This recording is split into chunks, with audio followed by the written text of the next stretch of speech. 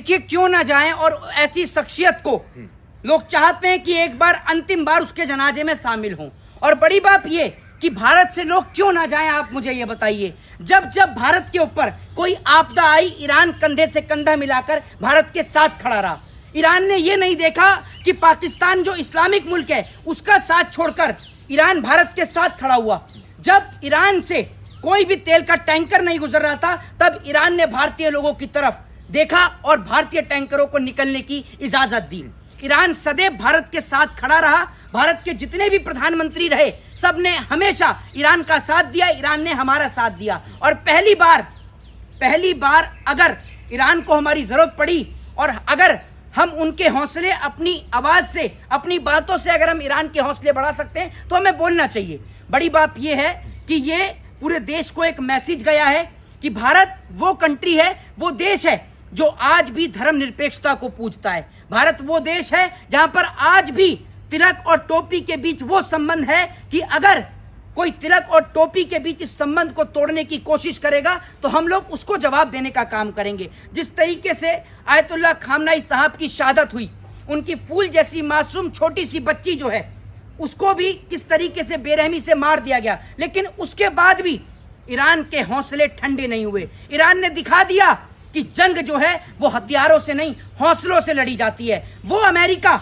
जिसका नाम लेने से मुल्क थर थर कांपा करते थे, वो अमेरिका जो ये सोचता था कि मेरे से बड़ी कोई सुपर पावर ही नहीं है, उस सुपर पावर को घुटनों पर लाकर खड़ा कर दिया, उसके अहंकार को निस्तो नाबूद कर दिया। उसके करोड़ों रुपए के, खरबों रुपए के, डॉलर्स के जो हथियार, जो वेपन्स थे, उनको निस्तो नाबूद करने का काम तक सही था कि फिलिस्तीन के लिए खुद बर्बाद हो जाना है। देखिए एक चीज मैं आपको बता दूं कि जब बात इंसानियत और मानवता की आती है, मैं हिंदू धर्म से संबंध रखता हूं और मेरा धर्म, मेरी भगवत गीता ये सिखाती है कि नर ही नारायण है और सबसे बड़ा धर्म और सबसे बड़ा मजहब इंसानियत का होता है। जब फिलिस्तीन के अंदर छोटे छोटे मासूम बच्चों को मारने का काम इजराइल कर रहा था, वो छोटे छोटे मासूम बच्चे रेत उठा के खाने को मजबूर थे। जब इजराइल जिस तरीके से फिलिस्तीन के अंदर छोटे छोटे मासूम बच्चों को तोप से उड़ाने का काम कर रहा था, तो तमाम मुस्लिम कंट्री खड़ी होकर तमाशा देख रही थी। वो लोग जो अपने आप को मुसलमान कहते हैं, वो लोग जो ये कहते हैं कि हम मुसलमान हैं, तो उनका मजहब तो ये कहता है कि अगर आप रोटी खा रहे हैं और आपका पड़ोसी भूखा है तो वो निवाला आप पे हराम है। लेकिन आप सोच कर देखिए, वो तमाम मुस्लिम कंट्री बैठकर तमाशा देख रही थी, तब एक व्यक्ति सामने निकला और उसका नाम था आयतुल्लाह खामनाई, जिसने जवाब दिया इजराइल को कि तुम अपने आप को समझते क्या हो। और जब उस इजराइल का साथ देने के लिए अमेरिका उतरा, तो उस अमेरिका को दोनों घुटने पर लाने का काम आयतुल्लाह खामनाई साहब ने किया। उन्होंने दिखाया कि आप अगर ये सोचते हैं कि आप किसी मासूम और मजलूम के ऊपर जुल्म करेंगे और हम खामोश रहेंगे, तो आपकी ये गलत फहमी है। आप पावर हो, सुपर पावर हो या ट्रिपल पावर हो, अगर आप फिलिस्तीन या गाजा या किसी भी मुल्क के ऊपर आंख उठा के देखेंगे तो हम आपको उसका जवाब देंगे। कैसे याद रखेंगे? कहा जा रहा है कि बुजुर्ग भी थे, उतनी ताकत नहीं थी, कुछ लीड नहीं कर रहे थे, फिर भी कैसे याद रखेंगे? देखिए एक चीज मैं आपको बता दूं, मैंने आपको पहले भी बताया कि जंग जो है वो हौसलों से लड़ी जाती है, और हौसला आयतुल्लाह खामनाई साहब का इतना बुलंद था कि उनकी शहादत भी उनके उस हौसले को नहीं रोक पाई। और आप ये देखिए, आयतुल्लाह खामनाई साहब के जब ईरान में बमबारी हुई, जब उनके कई लोग मारे भी गए, लेकिन उन्होंने सरेंडर नहीं किया, उन्होंने खुद की शहादत भी दे दी, लेकिन वो किसी के आगे झुके नहीं। ईरान छोड़ के जा सकते थे। देखिए मैं आपको, ईरान छोड़ के क्या वो सरेंडर कर देते, वो ये कहते हैं हमें जंग नहीं लड़नी, तो भी जंग शांत हो जाती। लेकिन अगर आयतुल्लाह खामनाई साहब रुक जाते, तो मैं आपसे ये कह रहा हूं कि आज जो फिलिस्तीन जिंदा है वो शायद फिलिस्तीन नहीं होता, और फिलिस्तीन के अंदर मासूम बच्चों के ऊपर जुल्म होता रहता। बड़ी बात यह है कि भारत की तरफ से जो प्रतिनिधित्व मंडल गया, उसमें सिख समाज के लोग गए, हिंदू समाज के लोग गए, और उन्होंने दिखाया, क्योंकि आयतुल्लाह खामनाई साहब का संबंध भारत से भी है और भारत से एक पुराना नाता है उनका।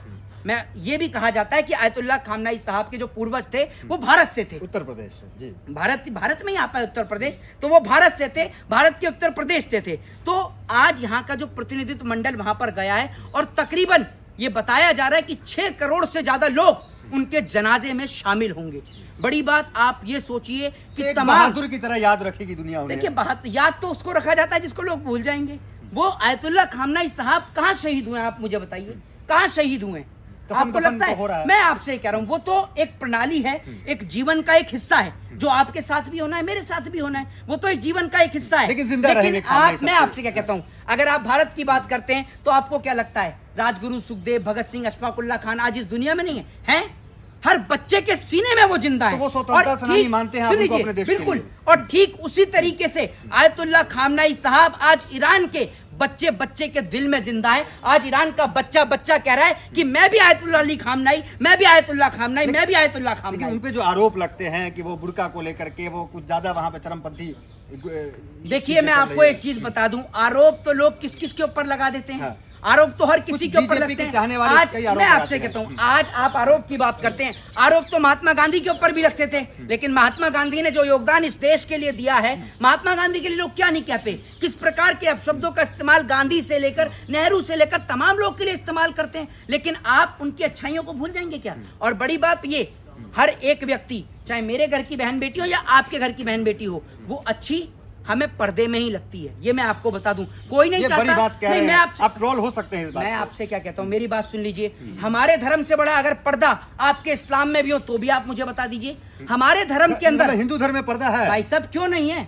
हमारे धर्म में आज भी आप चले जाइए, और आज भी क्या, मैं आपको बताता हूं, मैं कैपिटल के अंदर रहता हूं, लेकिन उसके बावजूद भी मेरी माता जी, जब मेरे ताऊजी आ जाते हैं, यानी मेरे बड़े पापा आते हैं, या मेरे तमाम घर के कोई बड़े लोग आ जाते हैं, या मेरे दादाजी आ जाते हैं, मेरी मम्मी इतना लंबा घूंघट रखती है। तो मतलब मेरी मम्मी इतना लंबा घूंघट रखती मुस्लिम है। महिलाएं जो बुर्का पहनती है उससे आपत्ति नहीं होगी? भाई क्यों आपत्ति होगी? भारत एक धर्मनिरपेक्ष देश है, यहाँ पर लोग बुर्खा पहने, उनको अपने कपड़े को पहनने की स्वयं मजा भी है। अब मोदी जी एक बात बताइए, मोदी जी वहाँ शेखों की पप्पी ले रहे हैं, उनको किसी ने मना ये किया? कहाँ देख लिया आप कैसी बात कर रहे हैं, उनके गले पे चूम अच्छा, रहे हैं, हाँ, हाथ याद चूम आ रहे हैं उनके, आपने याद आ देखा नहीं? आपकी याददाश्त कमजोर है। दूसरी बात ये है, एक बात आप मुझे ये बताइए, मोदी जी कह रहे हैं मैं पठान का बच्चा हूँ। जब मोदी जी ने बोला मैं पठान का बच्चा हूँ, किसी ने उन्होंने कुछ कहा? मोदी जी भारतीय जनता पार्टी के लोग वहां जिन्ना की मजार पे फूल चढ़ाने चले गए, वहां जन्मदिन की क्या कहते हैं केक खाने चले गए। और बड़ी बात वो ये एक है, प्रयास था मुसलमानों से रिश्ता अच्छा बनाने का, तो वो प्रयास में था वो। तो मुसलमानों से मोदी जी, तो मुसलमानों, मुझे तो ये लगता है कि मोदी जी प्यार ज्यादा है मुसलमानों से ही करते हैं। भाई आप एक बात बताइए, गरीब नवाज की क्या कहते हैं दरगाह पे चादर पहुंचानी हो, चाहे फिर उसके बाद में शेखों की पप्पियां लेनी हो, चाहे फिर उसके बाद में शाहनवाज हुसैन को जो भाजपा का दामाद है, चाहे वो हो, तमाम चीजें हो, मोदी जी आए दिन मिस्र की मस्जिदों तक में होके आ गए। मोदी जी मिस्र की मस्जिद उनके तक में होके आ चाहने गए। वाले तो फिर गुंडागर्दी करते हैं, चाहने वाले आपत्तिजनक बयान देते हैं। देखिए एक चीज मैं आपको बता दूं, चाहने वालों को तो पागल बना रखा है। अब आपको एक छोटी सी चीज बता दूं, एक छोटा सा खुलासा कर देता हूं आपके माध्यम से तमाम लोगों को। उत्तर प्रदेश के मुख्यमंत्री हैं योगी आदित्यनाथ, हिंदू मुसलमान को लेकर कितने उसमें रहते हैं बवाल में, आपको पता ही है। पता है आपको किस मठ के वो मठाधीश हैं? बताइए। गोरखपुर में गोरखनाथ मंदिर, आपको पता है उसका सारा चंदा वंदा दान पत्र पहले किसके पास रहता था, और अब वहां पर सबको कौन हैंडल कर रहा है? एक मुसलमान जिसका नाम अंसारी है। अच्छा, समझ गए आप? तो आपको मैं एक चीज बता दूं, असल में क्या है, लड़ाई इस देश में कोई जाति धर्म और मजहब की नहीं है, लड़ाई इस देश में गरीब और अमीर के बीच है। अगर आप एक पैसे वाले मुसलमान हैं तो आपको नरेंद्र मोदी हो चाहे योगी आदित्यनाथ हो, सब गले से लगाएंगे। जिसका उदाहरण दे देता हूं, यही योगी आदित्यनाथ जो खड़े होकर कट मुल्ले मुल्ले जैसे शब्दों का इस्तेमाल करते हैं, समझ रहे हैं? यही योगी आदित्यनाथ यूसुफ भाई के लुलु मॉल का उद्घाटन करने के लिए जाते हैं। किसी हिंदू के मॉल का तो हमने देखा नहीं उद्घाटन करते हुए, लेकिन यूसुफ भाई के मॉल का उद्घाटन कर रहे हैं। दुकान मकान का उद्घाटन नहीं करते हैं। वही मैं आपको बताता रहा हूँ, लेकिन यूसुफ भाई के मॉल का उद्घाटन कर आए। भाई वो भी तो मुसलमान है, और आप इतनी हिंदू मुसलमान की बात करते हैं। तो क्या नाम है, हिंदू है जी, नाजिया इलाही खान, जो कि अभी नबी साहब के बारे में आप शब्द कहा है, तो वो क्या है? वो तो कह रहे हिंदू है। अब कहने को तो आप ये कह दें कि आप अडानी की इकलौती औलाद है तो हम मान लेंगे। कहने को तो आप कुछ भी कह सकते हैं, इस देश में बोलने पर टैक्स थोड़ी है। आप जो ये बात कह रहे हैं, आप ये बताइए कोई कैसे हिंदू हो गया? आप एक बात, आप भारत में रहते हैं, कभी भारत के अंदर किसी हिंदू का नाम सुना है? नाजिया इलाही खान सुना है? खान का मतलब क्या होता है? खान, शेख, सैयद, पठान, जब ये शब्दों का इस्तेमाल आता है तो लोग समझते हैं सामने वाला मुसलमान है। भाई नाजिया इलाही जो अपने पीछे खान लगा रही है, वो कहां से हो गई हिंदू? और जो बड़ी बात ये कि जो अपने धर्म और अपने मजहब की नहीं हुई, उसको आप हमारे ऊपर नाजिया इलाही धकेल खान लें। तो आपके धर्म को बचा रखी है, हमारे धर्म को नाजिया इलाही खान उनके बाप दादा पैदा नहीं हुए होंगे ना, उससे पहले से हमारा धर्म है। समझ गए? हमारे धर्म को बचाएंगी ये, अपने आप को तो बचा नहीं पा रही, खुद तो भागी भागी फिर रही हैं। पहले अपने आप को बचा लो, फिर हमें बचाना। समझ गए? जो आप ये जो ज्ञान बांटते हैं ना मुफ्त का, इस ज्ञान को अपने पास रखे करो। समझ गए आप?